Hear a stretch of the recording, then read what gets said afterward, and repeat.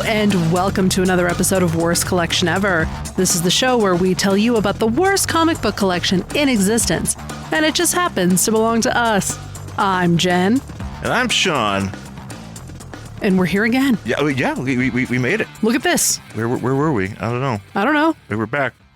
We're doing this consistency thing again. Yeah. No, I do appreciate it, but it's been fun. Yeah. I think we're reading. So I think this reading stuff in consecutive order actually kind of it feels more organized, and it just feels like we're like there's stuff that we can call back to from the previous books. Not that there really is a ton, but because a lot of these books that we read we haven't gotten to books yet that haven't been like a part of like series, like crossovers. Sure, yeah. We might do some of those. Sure. But a lot of times, with these, for instance, like this Marvel team up, like a lot of them are just ones and dones. But nonetheless, we are here, and when you listen to this, the new X-Men cartoon will be out.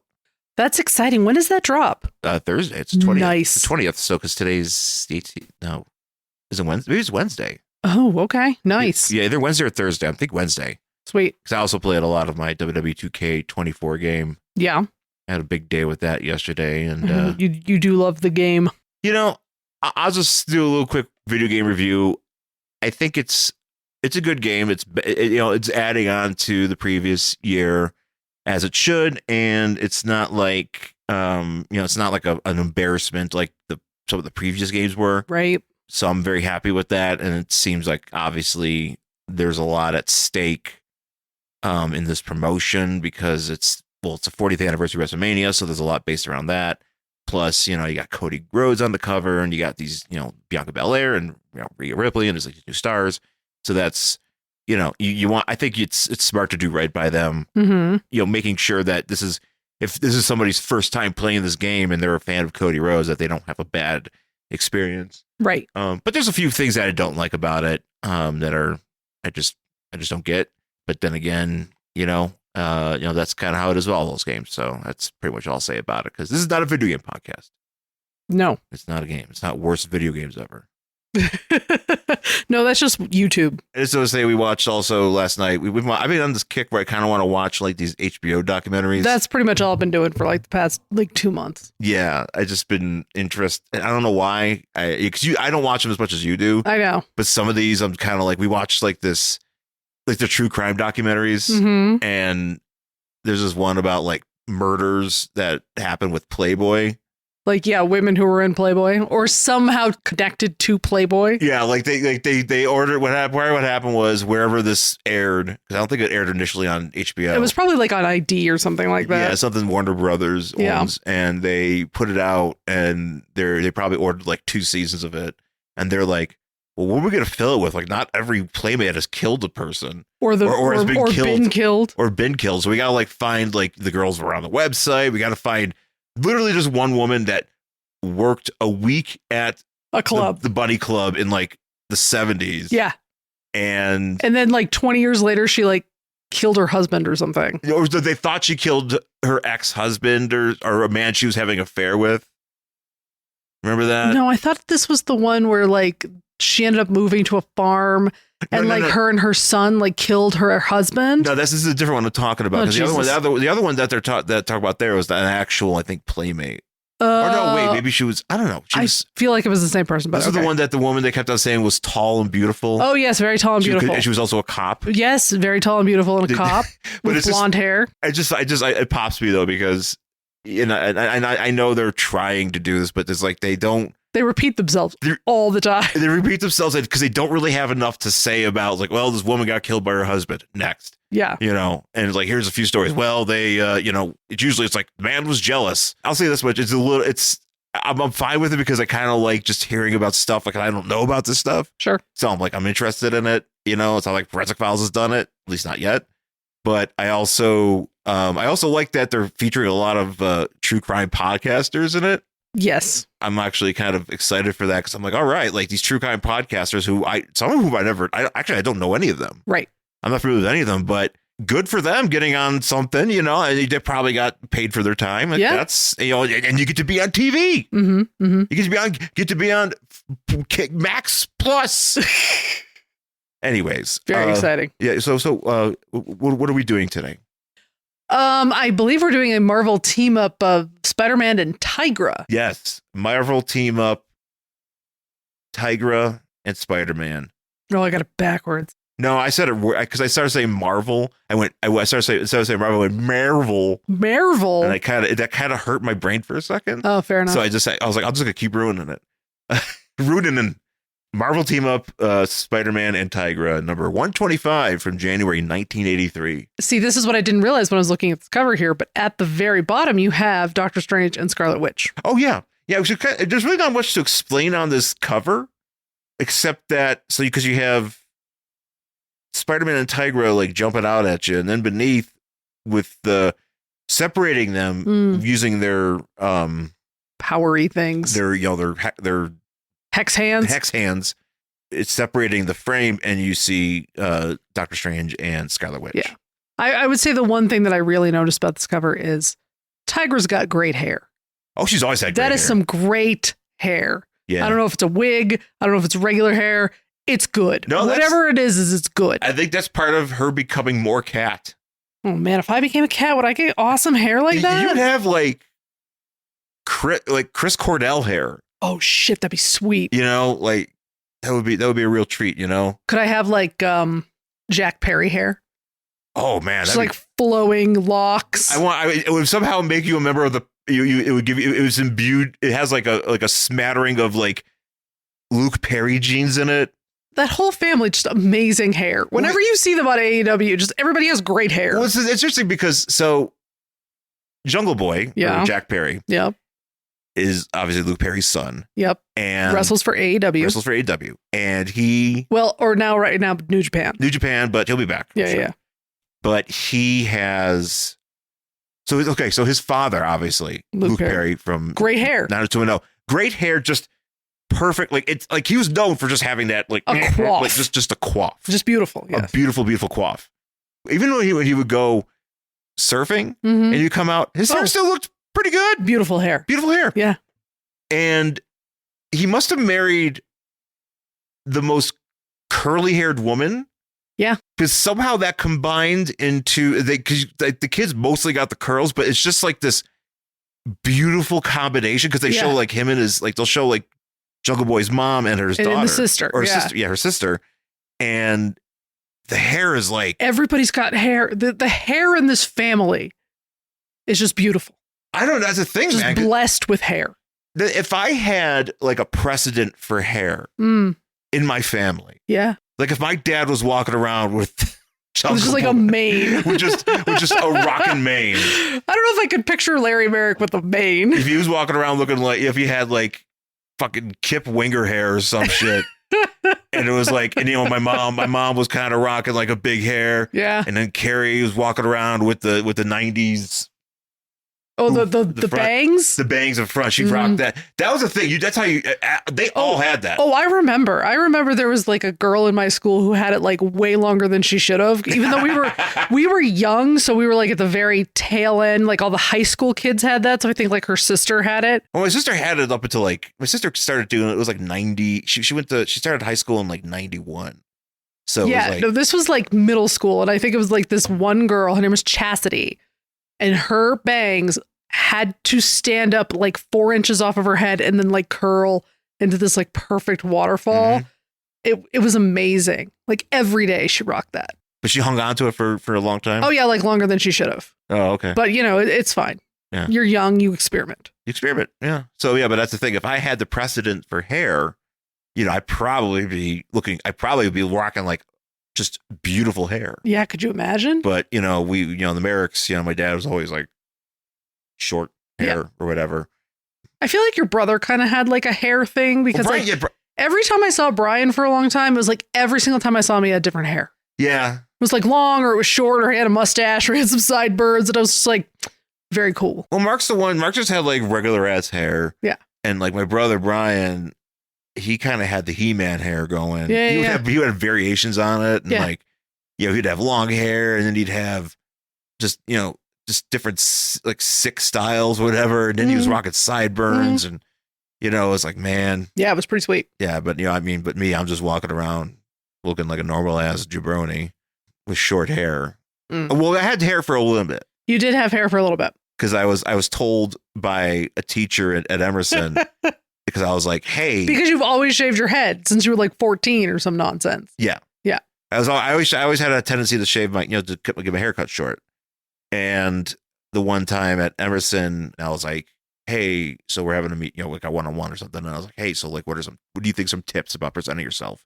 He's like, well, you might want to grow your hair out because sometimes people might think you're threatening because you're tall and don't have, and you got like short hair, no hair. So you did. So I was like, so I literally called you and said, I need you to help me grow out my hair. And I was like, I mean, I can try. I don't have to do anything. I just don't cut it. Yeah. Well, I can't do anything about it. Well, I just needed a way to figure out like what I wanted, and maybe some styles. So I kind of went with like this Chris Jericho. You kind of did, yeah. 2008 style kind of while. And it worked. And then I got sick. Yep. And then I just was and then you shaved it again. I shaved it and I was like, fuck it. And it was RIP hair. RIP hair. But now I got a really cool device called Freebird, and I could just run it over my head, and it gives me like the smoothest like haircut.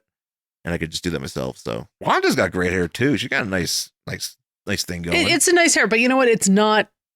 Tiger's got like nice hair. Yeah, I know. That's the thing. Yeah. But I think it's mostly because she became more cat. Because she was like the cat. And then like.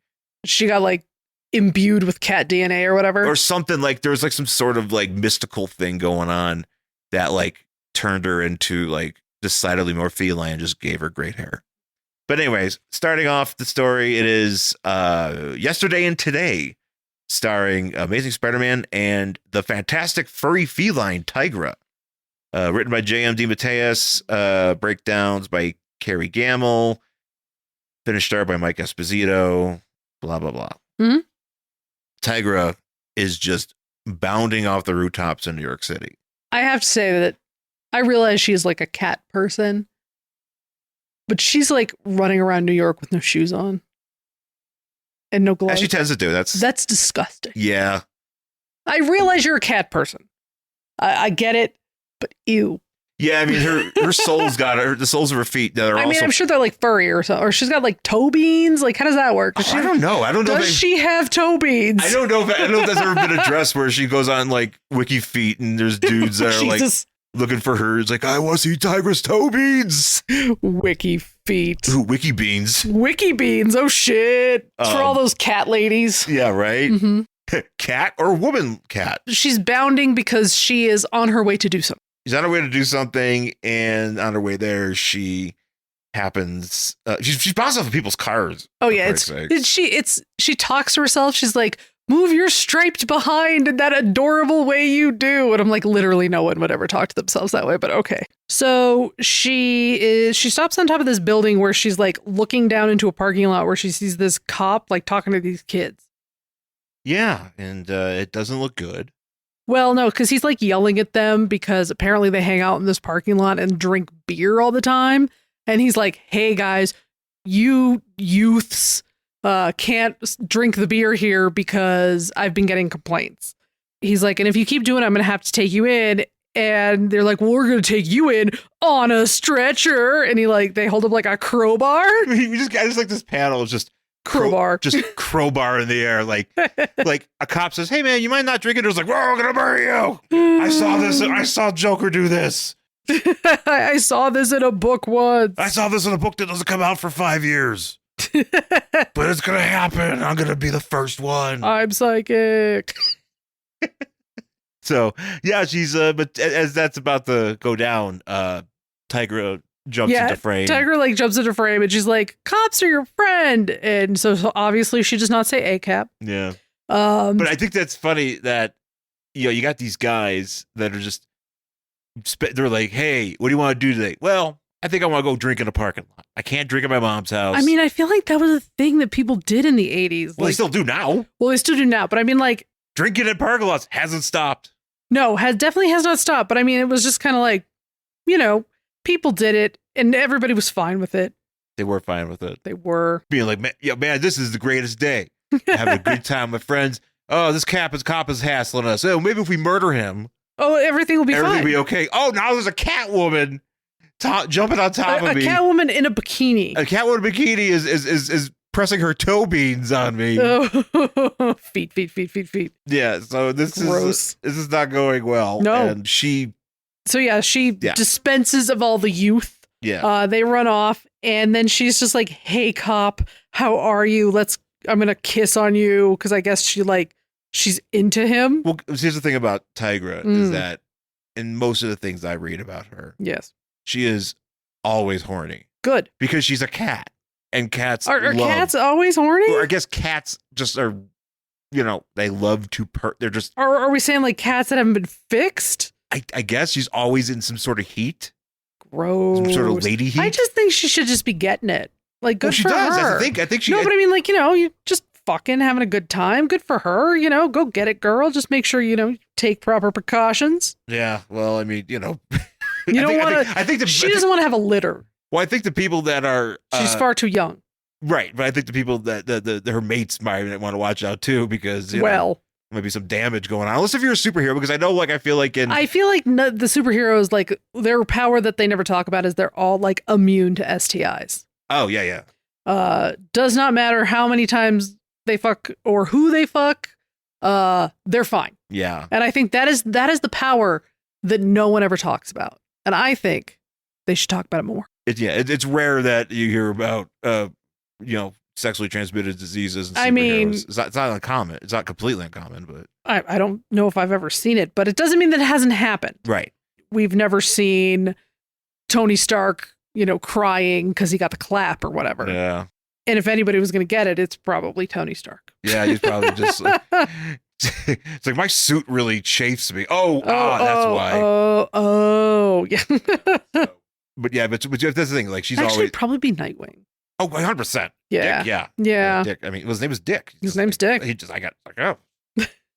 But she's always like, I remember like in West Coast Avengers, a lot of times she's horny for Hank Pym. She's horny for Wonder Man. She's horny for anybody that's I think Hawkeye might be in there somewhere. Hawkeye sucks. I don't know. I mean, I'm sure Hawkeye doesn't actually suck. It's just I have such an anger towards Jeremy Renner. I think the only person she's not hot for, well, I don't know if she's around when he's there, but is U.S. Agent. Because he's kind of an asshole. Yeah, he doesn't seem like he would be a lot of fun. No, he's a complete turd. Yeah, no, you definitely want to go for dudes who are fun, not angry. That's why she hangs out a lot with. She goes bowling with like Tony Stark or something. Yeah, there you go. He's a good time. Oh yeah, Tony Stark and a feline woman. Watch the fuck out. Oh yeah, man, that is a good time right there.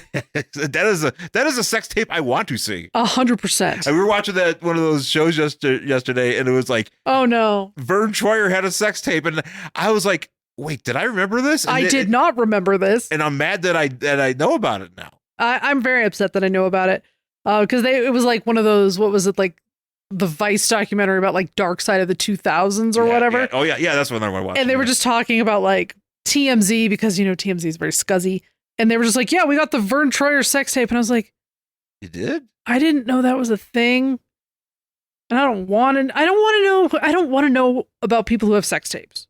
You know what? Keep it to yourself. That's cool. That's your tape. It's your tape, man. But I don't need to see it. Yeah. But this is a fake. Since these are fake characters, I do want to see the. No, fake characters, 100%. I want to see. I love fictional characters banging. So yeah, give me that until all day. So she sets a date with this cop, but then as she's running away, the cop who was in this parking lot specifically because he was waiting for the world's fattest man to come out of the deli because his partner should basically be the Blob. He should just roll into this frame. He kind of is the Blob. I think it's kind of the guy who's the Blob. Is this like the Blob Begins? Is that what we're looking at right now? This is the son of Blob. Or maybe it's the Blob's cousin, Glob. Oh, Glob, yeah. Glob. Mm-hmm. So he just comes out with this giant party sub. Yeah. Just double fisted it in the in a parking lot. In a parking lot, just like the fat. He's like, what did I miss? Like he's walking with this. he's walking with it. Like yeah. He's not even enjoying. Because you even see like So he's just a shot of him, like, this panel of him, like, eating. But if you look closely as he's approaching, he's got it down. Like, he's eating it like he's holding like a clarinet, but he's eating it. Oh, absolutely. You know that this man, every shirt he owns has a mustard stain on it.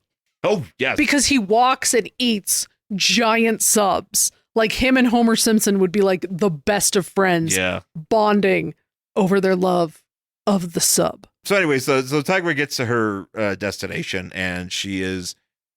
I'm just seeing how big this building is. She because she comes in through the window. Well, I'm assuming, it's New York, so I'm assuming this is like what, the 27th floor of somewhere. Yeah, but like, I didn't really know that Tigra, because we saw her bounding across like rooftops and stuff. Cat. She's a cat, but like, cats can climb things. I don't know. She's kind of moving like Spider-Man is here. I don't know. Cats climb with the jumpy and the tail and the claws. Fair enough. Yeah. She stops by, it's at this ad agency, and you got this Mr. Bicky, who's like this the Don Draper, or he looks more like a. This is. Honestly, if Mad Men had continued, this might be a Don Draper. Oh yeah. Because God knows. Well, because Mad Men was like ended like what, 69, 70? Oh, did it last that long? Did it go into the 70s? When was that stupid Coke commercial? Well, because it ended right close to. Hold on, I'm going to Google this because that's what Dawn was thinking of at the very end. Remember that teach the world to sing thing, which was such a bullshit ending. Oh my God, it's so bad. And he was the guy. Don Draper was the man. But yeah, so anyways, we could totally, but this could be like a Mad Men thing. He's filming a print ad. I thought this was like a TV ad. Yes. But it's a print ad for this quickie burger. Too many K's in that word, by the way. A lot. Released in 1971, so maybe that was like 1969, 1970 there. So we're getting closer. So he's thinking of it, and then it's like he has to get all those people together in that video. Well, that commercial, all like that big crowd. He's got to go around and ask each person. I kind of have the idea that Don Draper drank so hard that I'm sure he like looked like John Hamm for a long time, and then one day he woke up. It looked like this guy. Yeah, basically looked like George Costanza. He looked like Mr. Spacely. Yeah, it catches up. Yeah, this guy is like, hey, I'm filming this. We're doing this print ad. We want a superhero spokesperson. We want a superhero spokesperson because it's the truly heroic burger.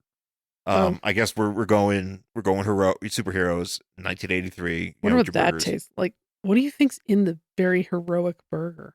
Probably be something pretty lean.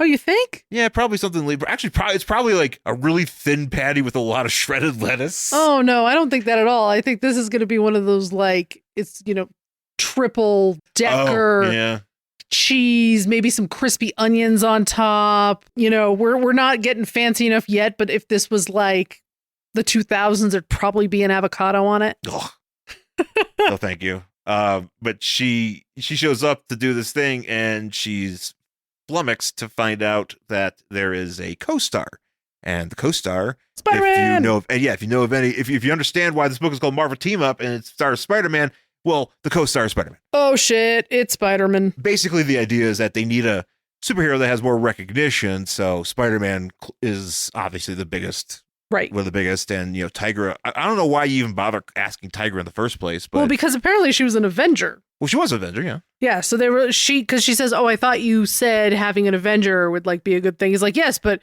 2 for the price of what, like 1 superhero is better. And Spider-Man's just there. And then he's like, you know what? Nah. And he just leaves. Yeah, he's like, you know what? I don't feel like this is going to work for me. You might as well just let Tigra do it. So they do it, and they actually have this great drawing here during these shots, and she's just holding this burger. Yeah, like leaning on a chair. She looks like Charo. Yeah, oh my God, she 100% looks like Charo. A burger. So imagine if you know who Charo is. Cuchi. Imagine Charo, but holding a burger. This is what you imagine. So Cuchi. Yeah, Cuchi. Dude, she still shows up on Drag Race. This woman is still famous. Really? 100%, yes. Oh, wow. She was on Drag Race this season, last season. How old is she? Oh, she's in her 70s. She looks great. I was going to say, I would imagine she looks tremendous. She looks great. She's still Cuchi. Oh, of course. Apparently she plays like a guitar, flamenco guitar. Yeah, she's a guitarist. She's a very good guitarist. Yeah. And Yeah, but no, she still shows up on Drag Race all the time. She was on like the first season of The Surreal Life. Do you remember that? I didn't realize she was on this real life. She was. She was like, it was like her and like obviously Flavor Flav and Bridget Nielsen, and then some girl from American Idol that didn't do anything. Which American Idol girl? Ryan Starr. Oh, I just remember she was some girl that didn't do anything, but she was like maybe like a finalist of some sort. Sure. And whoever else was on that show, but I just remember there was a dog, and I just remember Charo getting there first and eating a giant box of raisins like George Costanza or like Kramer, and just offering people raisins. Oh yeah, I remember that's nice. I only watched the first episode. Yeah, I remember that. So she's doing this burger deal and she's about to leave, and she comes out there and Spider-Man is like, oh yeah, because on Spider-Man's way out before she starts doing this thing, he was like, oh, I didn't ever realize that Tigra is just so hot. Yeah. And I'm like, all she wears is a bikini. How did you not tell? Plus hair, great hair. Great hair. I'm also wondering where her tail is. Does she have a tail? Well, sometimes she does and sometimes she doesn't. The action figures that I have of Tigra have tails. Maybe this is pre-tail.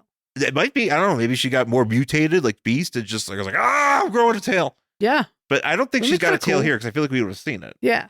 So on her way out of the photo shoot, Spider-Man shows up and he like hits on her. Of course. Asks her out and she's like, nah, I already got a date. And she jumps away and he's like, oh, I made a fool of myself. And I'm like, you didn't really. You just asked her out and she said, no, it's cool, man. Don't worry about it. Well, he's also fretting too because he's also kind of thinking about Black Cat. You know, I feel you, brother. I get it. Because this is before him and Mary Jane really got serious. And as you know from the previous book, because she's like, okay, because actually this kind of ties in for the previous book. Because it does. Because he's like, man, I really could have used that cash. If I did the advertising thing. Because I needed to help Aunt May and her animal house of elderly people. Old people. To her little frat house full of the old. Yeah. Alpha old. That they all alpha old. That they all moved into that house last issue. Yeah, you know, and so he's like, I could have used that cash to help her out, you know, but you know, whatever. And that was like the only connection. But then he's also thinking about like, what's her face, Black Cat, and I'm like, but what about Adrienne Barbeau? Like, when's she gonna get back in the picture? I don't know. It's a good question. Yeah. Does she ever show back up? We don't know. You know, that's a good question. I might have to look it up. It's probably like a thing where it's like this character had a tragic end. Oh, of course. She was looking at Spider-Man and a fucking rock fell on her. You know what happened is Aunt May was 106 years old and she was about to die. And death came to Spider-Man and said, I could kill Adrienne Barbeau. So Aunt May, you need a soul? I got no one right here. So Aunt May can live another 3 months. And he was like, sold. And then she's dead. That's the end of her. Must keep living. Must keep this old ass woman fucking alive. Yeah. So he says, so as he's swinging, he gets the spidey sense goes off and he sees Luca Brasi walking, with a big suit coat and it's just like this big hulking guy. Yes, large man. He looks like it ultimately looks like his name is Zabo. But it kind of reminds me of Bibbo from Superman. Okay, remember that guy? Remember that he's got that big guy with vaguely. The hat. Yeah. Oh, he's like a ship worker or something. Yep. Mm-hmm. He's like the most random Superman character. Just a guy he knows. And there's a lot of those. I know, but it's like this is like the most random. He's like, hey, I work on a ship. It's like cool. I'll see you sometime. So Tigra meets the cop. Because I guess she's so into this cop because he reminds her of some other guy she used to date. It's her husband. She had it's her ex-husband who I think was killed. R.I.P.D. And she's having like a crossroads. Yeah. Bone Thugs and Harmony dream. Pretty much about him. And she's like, his face is showing up. He reminds me of him, and so she goes and meets up with the cop, which forget what his name is. Carl Kronsky. Ooh, look at that. Kronsky. Yeah, nice. Hi, I'm Carl Kronsky. Want to go on a date? Wonder what his fat partner's name is. I think his name was Leo. I think he called him Leo. Oh, yeah, that makes sense. Leo Tubbs. Mm-hmm. Kronsky and Tubbs coming this season on CBS. I'd watch that. It's just a competent cop and the other cop. And a man just covered in mustard. Just covered his ass eating sandwiches. He just does nothing. He's always fisting a sandwich. Nice.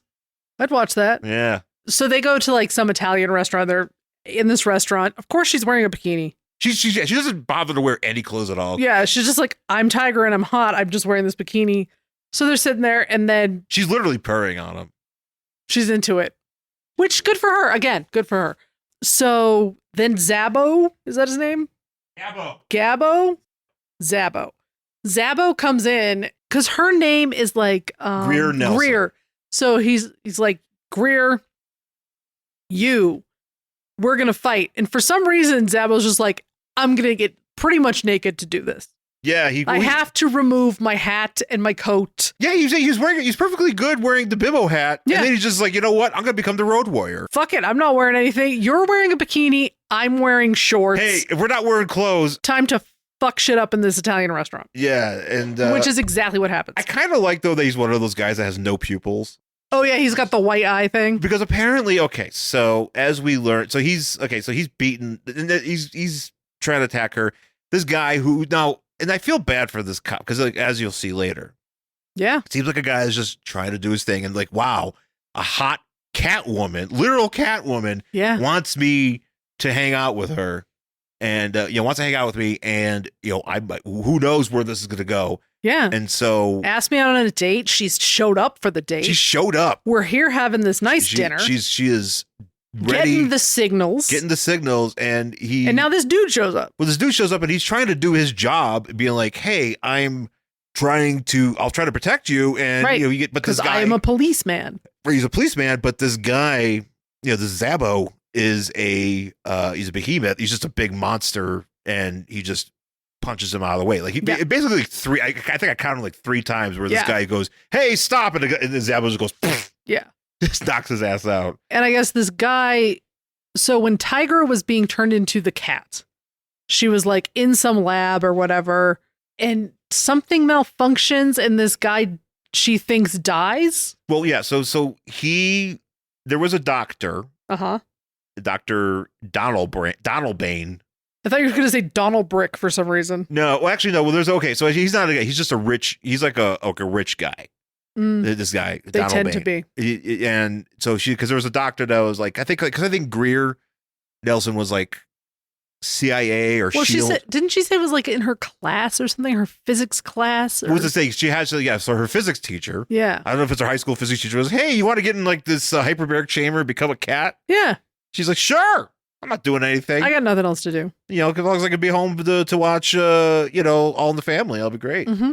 But she's doing this project, and the guy that's funding it, this Donald Bane, he wanted to, quote, create a secret army of superwomen, Nice. probably for nefarious reasons. Of course. So she's like, I'm going to stop that. And as they're fighting, so they end up, there's a fight, and this Zabo, who is way more nude here, he's like, literally he's wearing a diaper, Yeah, actually. he's literally just wearing tidy whities in that picture. He's just like, here's my bodyguard, underwear man. Yeah. But he this guy like falls on top of this machinery, and it malfunctions and like electrocutes him or whatever. Yeah.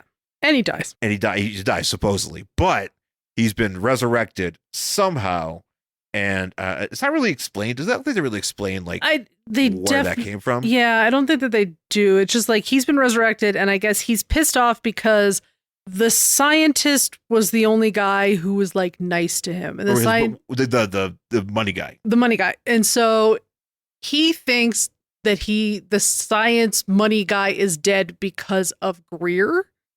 Mm-hmm. Or Tigra. So now he's here to kill her. Yeah. When in reality, apparently he killed himself. Well, apparently, as we find out later in the book, the money guy was Zabo's brother. Yes. And the scientist actually died by suicide. Yeah. So there's a whole thing. But if he's dead, who resurrected him? I think I don't know. I might need to do some research, because I don't know if this is a thing where we get further the further adventures of Zabo.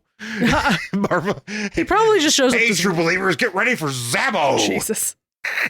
Zabo number 1 coming to a comic book trash can near you. Oh my. So Spider-Man though shows up, and he swings in here, and I do like him immediately jumping at Zabo and breaking his feet. Yeah.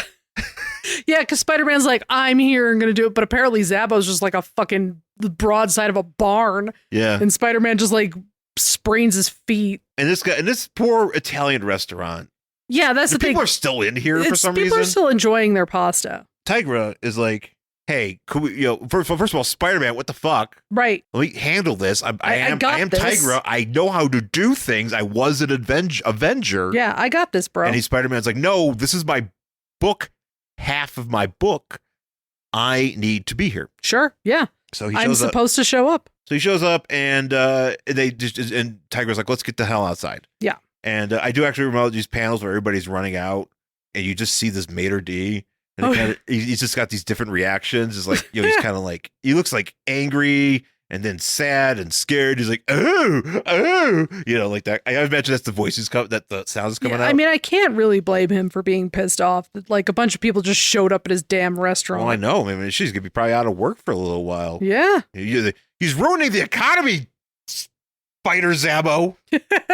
And Tigra. Uh-huh. I also like this. Everybody runs out, and then this cop comes after. He's like, "Hey, remember me? I'm coming to do stuff." Exactly. He's like, "Wait, and doesn't he like stop at a payphone and like call for backup?" Yeah. Eventually, he calls for backup, and we're fighting on the street. Mm-hmm. And like, Zabo's like swinging like lampposts. Like he's out of his mind here, man.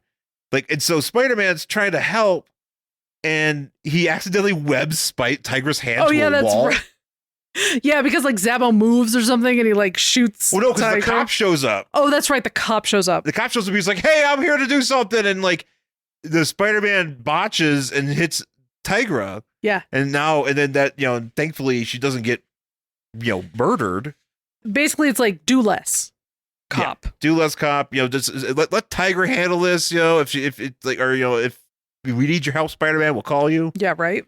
So we kind of, so then we're kind of just trying to understand here, like trying to explain to him, hey, he didn't die. Well, is this after like he kind of like smacks her and she like goes to the ground?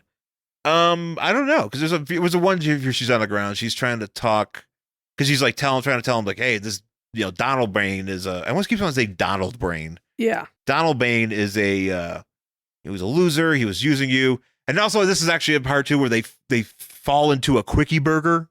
Yes. They fall into a quickie burger, so keep that in mind. And even Spider-Man's like, we're in a quickie burger? It's like, hey, the odds. Jesus.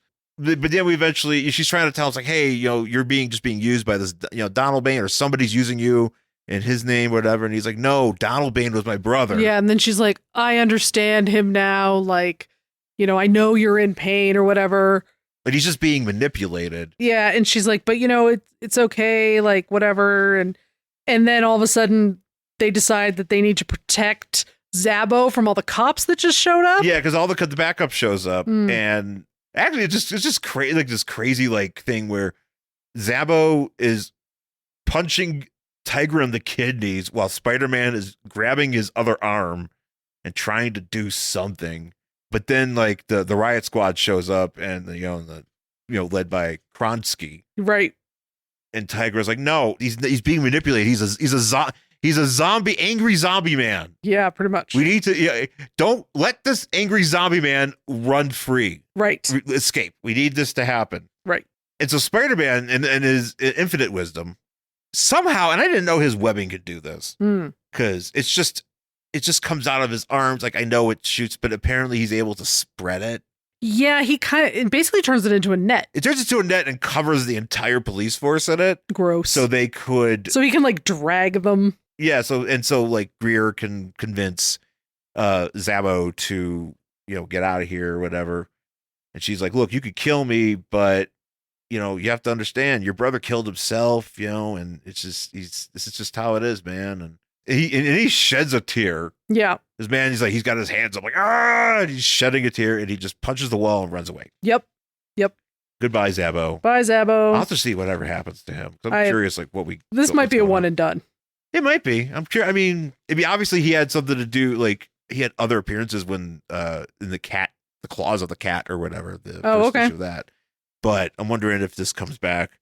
She's in the West Coast Avengers, and like all of a sudden Zabo's like, yo, I remember me, But they're all talking afterwards, and somehow the cops are just covered in webbing and they're not trying to arrest Spider-Man. Yeah, well, I guess they really can't because they can't get free, right? And the only cop that's free is the guy she was on a date with. Yeah.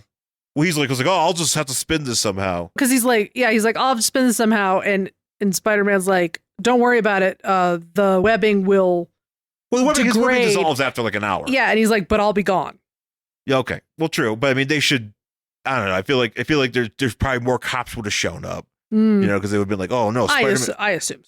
But that's not the case. And just as this is, as this is going on, Don Draper shows up and he's freaking the hell out because his spokeswoman has been thrown through, I guess, like the busiest location in Manhattan of the Quickie Burger. Yeah. So he is not happy about that. And then it's real quick. Well, hang on here. So I just didn't want to go in order because his fate is just Spider-Man just shoots webbing on his face. Oh, that's right. Because he won't shut up. Yeah.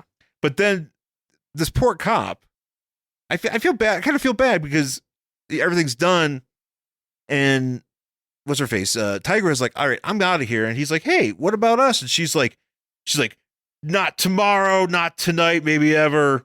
Yeah, she's like, you know what? I think I'm out. And I'm like, but he was just trying to do his job. Yeah, but I think what she realized was like, the only reason she was really into him is because he reminded her of her dead husband, blah, blah, blah, that sort of. So I think that's kind of what happened there. I mean, obviously we're not going to have the Kronsky Chronicles anytime soon, but that's how that ends. Next issue of Spider-Man Team Up. We still have a little bit more to go here, but Spider-Man Team Up is Spider-Man and the Hulk are teaming up. Plus there's another story. So we're getting another 2-for-1. Son of Satan and Power Man, which is an interesting combo. I'm not familiar with that, and I don't know if this probably might be the only time they've ever hung out. So I like both of those characters. So I'm interested in that. Yeah. So, and we'll see what's going on with the Hulk, and we'll see if Spider-Man got more cash for Aunt May and to enough to go out with Adrian Barbeau. Yeah, maybe we'll see how that goes. Very exciting. Greetings, guys and ghouls. I'm the Invisible Dan Colon, and this is The Monsters That Made Us. Join Monster Mike Manzi and I on the last Friday of every month as we celebrate all of the spooktacular characters and films in the Universal Studios classic monster series.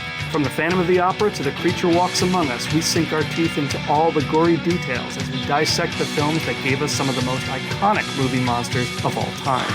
The Monsters That Made Us is brought to you by the Cage Club Podcast Network. For more information, head on over to cageclub.me. That's cageclub.me. To wrap it up, though, we do have like a short backup story for Doctor Strange and Scarlet Witch, written and produced pretty much by the same. Well, Jamie DeMatteis doesn't write it. I think it's Joe Duffy, and then I think it's the same art team.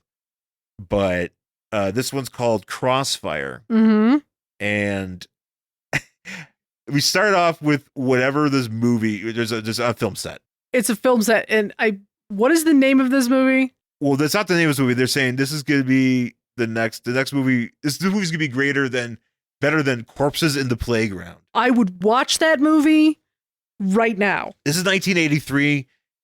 If that movie came out anytime in the previous 5 years, oh man, I bet it's fucking sweet. That has got to be like a video nasty. Oh, 100%. Through and through. Maybe it's like that movie, The Children, when the children drive through that gas cloud and they become like flesh eaters and shit. We watched that. Probably. Yeah. So, so I think that's going to be a good time. But I was hoping it was kind of be like The House by the Cemetery. Oh, yeah. Which that's a fun. But with kids? Yeah. With more kids, but they're monsters? Yeah. See, that's the one I can approve, but it's the same. Oh, yeah. The children, the one where they're on the bus. Yeah. Yeah, that one's fucked up, and they're trying to hug all the adults. They're trying to hug the adults, but the adults are like, oh, my child, and they're like, argh. Yeah, because they're all zombies. Oh, no, they start like dissolving them. Yes, they do. That's right. They don't eat them. They just kind of like no, they start dissolving them melting if they like hug them. They got acid hugs. That's right. But then with this movie, whatever this doing, because I thought this woman was the Agatha Harkness. Agatha Harkness. Nope. For a second, but it's not. Well, see, here's the problem. So they're on this film set, and the actress has decided to ad-lib using dialogue that she copied out of some old book she found at a thrift store. So two things. I have to do two things. Don't do that. First of all, don't do that. Yeah. Also, I thought this was the Darkhold book. Oh, yeah. Mm-hmm. I don't think it is. It's not. I think it's just some random fucking book. Just some random book. So she went to the bookstore in the craft. Mm-hmm. And this is what happened. This is what happened. But I have to say, and maybe I don't know if you've ever seen it, but in the beginning of Pet Cemetery 2. Okay. You've seen Pet Cemetery 2? I feel like Eddie I Furlong? have. Probably. So his mom is an actress, and oh yes. Okay. and they're shooting this fake movie. Yeah. And she gets electrocuted in it. Yes. This is what that movie looks like. I think 100%. This is the movie. I think this is the movie. I think you're right. Edward Furlong's mom from Anthony Edwards, wife or whatever is killed. They have all her clothes, then that really weird woman tries them on. So I'm sure they also have this book. Yes.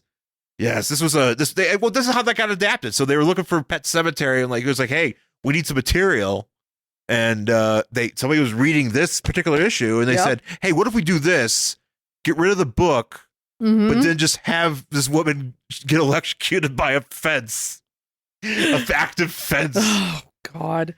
If you find an old ass book that has Latin in it, don't read it out loud. No, do not. It's like rule number 1, and yet these people do it all the time. They are very dumb. So she summons a monster, Mm-hmm. a monster who eventually we find is named the Beast of Beliath. Yes. Beliath. We'll just And call he's him like this green guy with a fire head. green guy. He's got flames or whatever, and he starts shooting flames, and everybody's freaking out, as they should. Yep. It just happens as this is happening that Wanda, or Scarlet Witch, She's shopping. She's looking for shirts for Vision. She's looking at this, what appears to be a yellow and green shirt with that the green is our shamrocks. It looks like. Kinda, yeah. So she's like, well, this kind of looks like the shirt we wore on vacation, on their honeymoon. Yeah. So maybe he might like this, and I don't know. I don't know if we ever find out. We never find out. No. So, but this is happening, and she uses her powers. And this is the thing where I feel like we get a little bit of the way I understand what her powers are a little bit. She but kind of says it 8 times. She says it 1,000,000 times, and I get it, but I also don't understand why. I don't understand it at all. Her power makes no sense to me. Because she's like, well, I'm going to set But I'm an idiot, so. I'm going to cast a hex on this object, and the probability. Her mutant power is that she can cast hexes that manipulate probability For things to happen. In this case, she does it towards a water tower, because this monster's on fire, and it spews a bunch of water because she somehow the odds were in her favor. Just say she has magic. Yes. I don't understand why we have to have this probability thing. Oh, we also forgot to mention, as this is happening, she runs into Wong. Yes, he's on the street. Well, he's out grocery shopping, yeah. And she, he's about to get hurt by this monster, and so she runs off, and they run to the Sanctum Sanctorium, and he's and Wong's like, "Hey, why are you able to get in here? You shouldn't be able to do this." Doctor Strange shows up, and he's like, "Oh, hey, Wanda." He's like, "Oh, hi, Wanda." Oh, hi, Wanda. And he's like, she's like, "What?" And he's like, "Oh, you're the Scarlet Witch," and he just makes her costume appear. He puts an illusion over her current clothes. Yeah. To make it look like her costume. I don't understand that. Did she have to have her costume? No. That's kind of weird. I mean, I know that are we not going to enjoy this back issue more if she's just using her street clothes to do this deed? She's telling him what's going on, that there's this monster out there, and it showed up, and it's got a fire head, and she dumped water on it. And he's like, you know what we should do? Let's have some tea. And she's like, but it's rampaging across the city. And he's like, meh. Yeah. He's like, you know what? We're gonna do this. Yeah. You just tell me what happened. Yeah. And I think after reading a book here, I think it's the Fire Beasts of Beliath. Mm-hmm. And the harm such a creature could do to human beings is too terrible to contemplate. So they're like, all right, time to go out and battle this thing. Well, it shows up, yeah. It shows up. So they're outside, and Doctor Strange does some sort of weird mental thing, and makes it so he can talk to the monster. Well, real quick, this is before we get another one of Wanda's hexes, because she like somehow wills a sign that's nowhere near them. That's right. To fly in front of Doctor Strange before he's about to get like blown up. Right. So Doctor Strange does his thing. So what's he doing? Oh, he like from his head. He's using the Eye of Agamotto. That's what it is. So he's like, hey, I'm going to make it so I can understand your language. And this thing is just like, hi, I'm scared and alone and people are mean to me and nobody knows what I'm talking about and I just want to go home. Well, this is what they say. So they were accidentally summoned because idiot movie production. Yeah, well. But he's like, look, I don't know why I was brought here. Nobody here understands the language of cast flame. So he's trying to like talk to people, but the only way he could do it is by shooting them with fire. Yeah. I mean, that's a pretty sweet language. But it's kind of sad because he's like, this monster is crying because he's like, I'm so lonely. I want to go home. It's like, God damn, man. I know. And like, I'm like, dude, you've only been here for like 20 minutes. It's true. I mean, but he's like, nobody can understand me and I'm really lonely and I just want to go home. And Doctor Strange is like, oh, okay, no problem. Here, let me open this portal to your dimension. So you can go be with the other cast flames. Yeah, or go whatever. back there and, to your version of New York City and shoot each other with fire and talk to each other and, see how that goes, And he's like, thanks, Doctor Strange. You're so kind. And then that's pretty much it. Yeah. he removes her clothing. Oh yeah, from her vision. Yeah. What if he did a mistake and he's like, oops, I took off your real clothing. Now you're nude. Oh, I better put your real clothing back on. Sorry, I'm Doctor Strange. I mess up sometimes. Oops, your clothes fell off. Porky starring Doctor Strange. Right. He's all creepy now. Yeah, right. And in return, though, for her gratitude, Wanda makes flowers appear. Okay. Sure. And that's how this ends. And we are in and out of this Marvel team-up book starring Spider-Man and Tigra and Doctor Strange and Scarlet Witch. Yep. Marvel team-up number 125, January 1983. We did mention next issue is going to have another 2-for-1. Mm-hmm. So we're going to be getting Spider-Man and the Hulk. So those are some good heavy hitters. We'll see what we're doing there. Yeah. I look forward to the Hulk being like, Hulk wants to be left alone. Spider-Man's like, I don't know, man. You showed up in Malibu for some reason, and I'm here. Aunt May wanted some surfboard, so I had to go get it. Now you're here, so let's fight. Absorbing Man or some shit. Absorbing Man. And then we also get Hellstorm and Power Man, Luke Cage. That should be interesting. That's kind of fun. That's a duo I'm not familiar with ever hanging out together, but I will welcome that. Yeah. So very cool. And so join us for next week for that. And we're gonna wrap this up. Thanks for joining us. You can find me on Twitter and Instagram at Angry Hero Sean.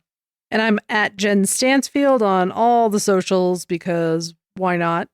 Yes. And YouTube, Angry Hero 79. If you jump in to that, you can find a playlist that is actually linked to this podcast, to the podcast description.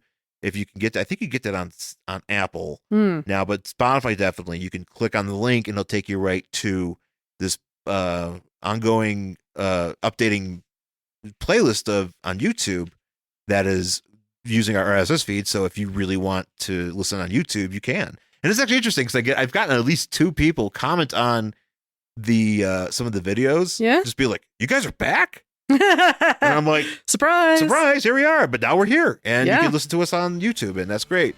And of course, yes, all the places like Apple Podcasts, Spotify. Wherever fine podcasts are hosted. Or we're not a fine podcast. No, we're not, but we're also there. we're at the bottom somewhere. Yeah. But yeah, thanks for listening, folks, and we'll catch you again next time. Bye.